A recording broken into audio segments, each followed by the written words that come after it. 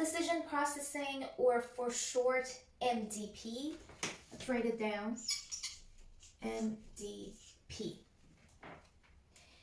We talked about state. We talked about actions. We talked about environment, agents, reward, discount. All of those are actually very important here. I'm not sure. Should I go through them again, or I don't think you ever gonna go, if I tell you go back and watch them, I don't think you would do it. So I'm gonna very quickly go through them. For this, you kind of have to know what they are. We have states and we have actions, and obviously we have environment, but these two are important, and also rewards, discount, and there's one thing that we didn't talk about before, and that is transition function. I will tell you what it is in a second. Okay, so these are the things that we talked before. So now, what is MDP and how is it related to these things? First, I'm going to, and also we have policy. Policy is kind of important here too. Less important, but okay. So imagine we have a grid here.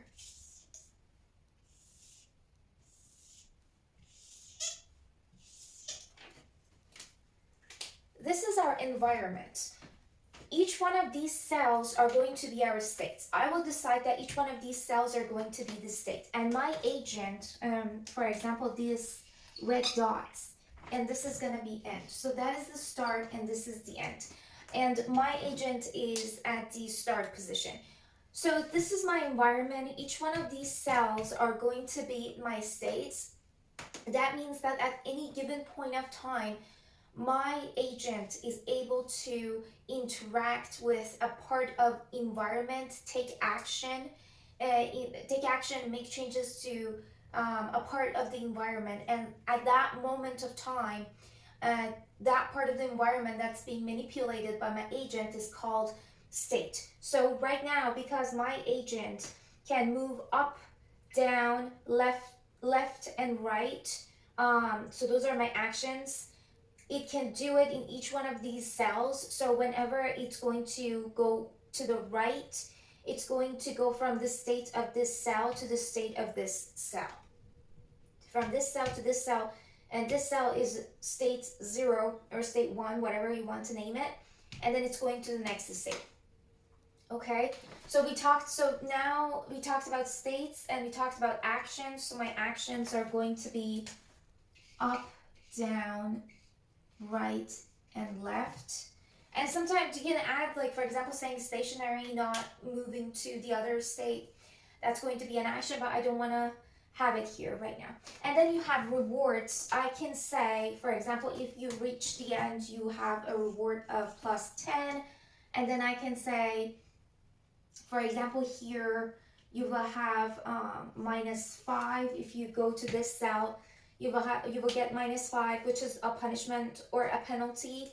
And then you can have either nothing, or you can have rewards and stuff in each one of these cells. I'm not gonna put a reward for each one of these. And then discount, we already talked. I mean, we talked about all of these, but discount was the fact that when something is you can discount, so you can direct your agent to change their policy based on discount. So for example, if there is a high reward somewhere and you don't necessarily want your desired path are different from where that high reward is, you can discount that reward so your agent is taking a different path. And we already talked about, I have a full video on discount. And then there is a transition function that we are going to focus on this video. And policy that we talked about is just to figure out the strategy. Your agent's trying to figure out the strategy to how to deal with the environment and what to do to accumulate the most amount of reward after the discount. Okay, so now what is the role of MDP? Keep in mind that our agent, or generally artificial intelligence machine, does not see the world the way that we see it. they see the world in mathematical way.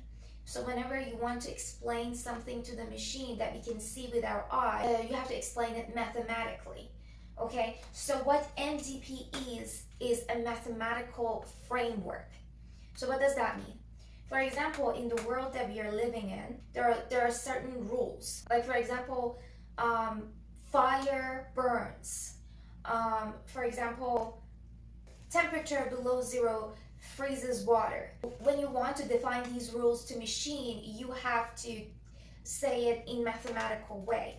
And even sometimes you can create a world or you can create an environment that the rules are different from the rules that we have in this planet. For example, those board games that you play, they have their own rules, so you have to read the instruction, and then after that you play by those rules and you win or you lose. The science fiction movies that you watch, they have their own rules, so they set the rules. So setting those rules happens through a mathematical framework for machines, and in this case we are using MDP. There are multiple things that you have to keep in mind. When do we use MDP?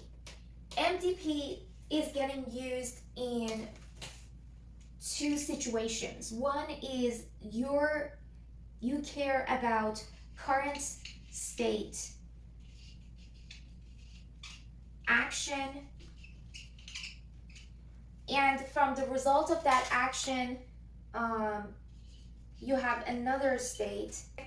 So that means that you do not care about anything that happened prior to current state. Okay, you only care about right now, and then after that, the action that you're taking and the state that is going to be the result of your action.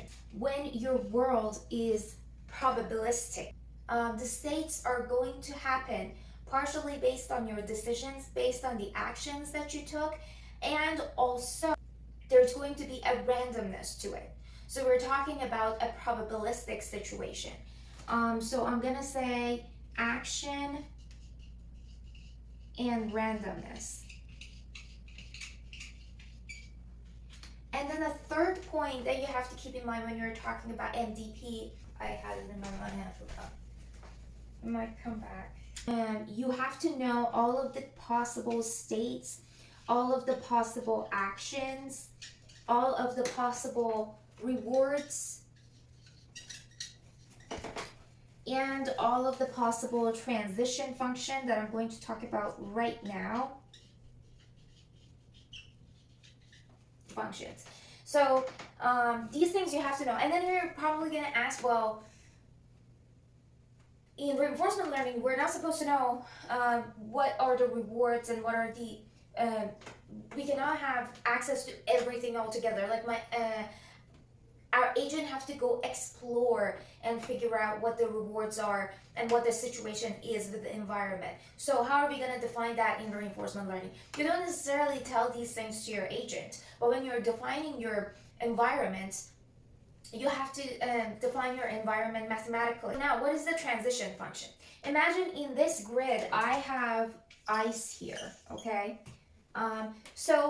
And if I have ice here, I'm gonna say there is a 10% chance that if you go to this cell, you're going to slide back to the cell that you were before, okay? And there's a 90% chance that you can just pass it, but there's a 10% chance that you're going to go back to the cell that you were before. So this probability, it's going to define our transition function. So just to sum up all of this is very straightforward. It's just, if I want to explain this in one sentence, is you are defining the rules of the world that you're creating through a mathematical framework.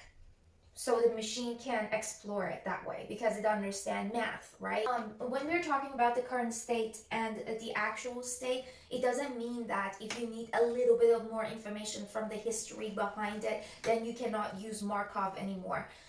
What you can do is you can change the definition of state so you can have enough information in your current state. So for example, if right now I'm considering one cell as my state and it doesn't have enough information for me, like for example, if I am at this state, I want information from this state as well, I can change the instead of not using Markov anymore, I can change the definition of my state and say, okay, so now every row is going to be in a state.